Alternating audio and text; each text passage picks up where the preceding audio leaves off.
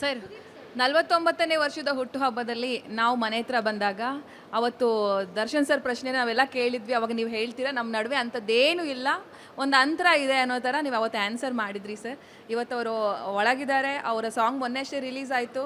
ಡಿಸೆಂಬರಲ್ಲಿ ಅವರ ಸಿನಿಮಾ ಕೂಡ ರಿಲೀಸ್ ಆಗ್ತಾ ಇದೆ.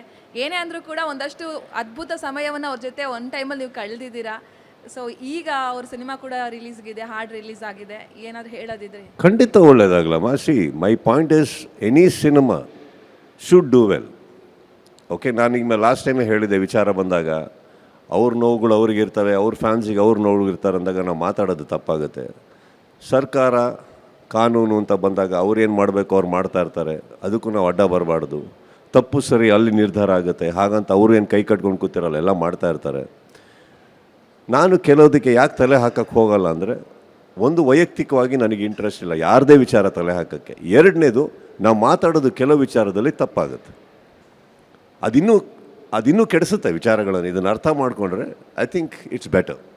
ಅಪಾರ್ಟ್ ಫ್ರಮ್ ದಟ್, ನಿಮ್ಮ ಫಸ್ಟ್ ಪಾರ್ಟಿಗೆ ಬರೋಕ್ಕೆ ಹೋದರೆ ಅಫ್ಕೋರ್ಸ್ ಗ್ರೇಟ್ ಮೂಮೆಂಟ್ಸ್ ಯಾರೊಟ್ಟಿಗೆ ಕಳೆದಿರಲ್ಲ ನಾವು, ಏನೇನು ಕಳೆದಿರಲ್ಲ ನಾವೆಲ್ಲ.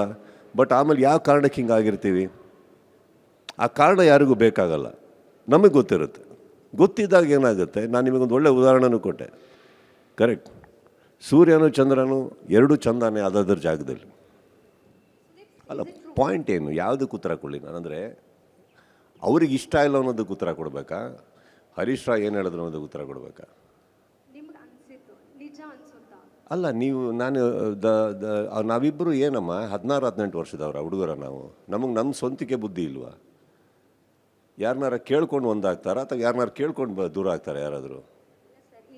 ಅಲ್ಲ, ಅರ್ಥ ಆಗ್ತಾ ಇರೋದು, ಖುಷಿ ಪಡಲಿ ಬಿಡಿ, ಪಾಪ ಇರೋದೇ ಅದಕ್ಕೆ ಅವರೆಲ್ಲ.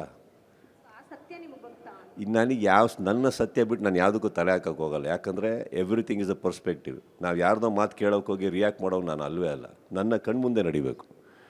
ಇಲ್ಲ, ನೀವು ಹೇಳೋದು ನನ್ನ ಕಣ್ಮುಂದೆ ಹೇಳಿ ಅವ್ನು ಒಪ್ಕೋಬೇಕು. ಏನಾಗುತ್ತಮ್ಮ, ಅಂತೆ ಕಂತೆ ಪಂತೆಗೆ ನಾವೆಲ್ಲ ಕೇಳ್ತಾ ಹೋದರೆ ಈ ಪ್ರಪಂಚ ನಡೆಯೋದೇ ಇಲ್ಲ. We shouldn't follow all that. Industry ಯಾರಮ್ಮ, ನಾವು ಇಂಡಸ್ಟ್ರಿಗೆ ತಾನೇ ಸೇರಿದವರು. ಅವ್ರು ಹೇಳ್ತಾರೆ. ಇವಾಗ ಹರೀಶ್ ರಾಯ್ ಅವ್ರು ಹೇಳಿರೋದ್ರಲ್ಲಿ ತಪ್ಪು ಸರಿ ಬಗ್ಗೆ ನಾನು ಹೇಳೋಕ್ಕೆ ಹೋಗಲ್ಲ. ನಮ್ಮ ಸತ್ಯ ನಮಗೆ ಗೊತ್ತು, ನಾವು ಯಾಕೆ ಹಂಗಿದ್ದೀವಿ, ನಾವು ಯಾಕೆ ಚೆನ್ನಾಗಿದ್ದಾಗಲೂ ನಾವು ಯಾಕೆ ಚೆನ್ನಾಗಿದ್ವಿ, ಬೇಡ ಅಂದಾಗಲೂ ಯಾಕೆ ಅನ್ನೋದು ನಮ್ಮ ಸತ್ಯಗಳು ನಮಗೆ ಗೊತ್ತಿದೆ. ಕರೆಕ್ಟ್ ಅಲ್ವ? ಅಲ್ಲಿಗೆ ಬಿಟ್ಟರೆ ನಾನು ಬೇರೆಯವ್ರು ಖುಷಿ ಪಡಲಿ ಬಿಡಲಿ ಏನು ನಮಗೇನು ಏನಾಗಬೇಕಾಗಿ ಕಟ್ಕೊಳ್ಳೋದಲ್ಲ.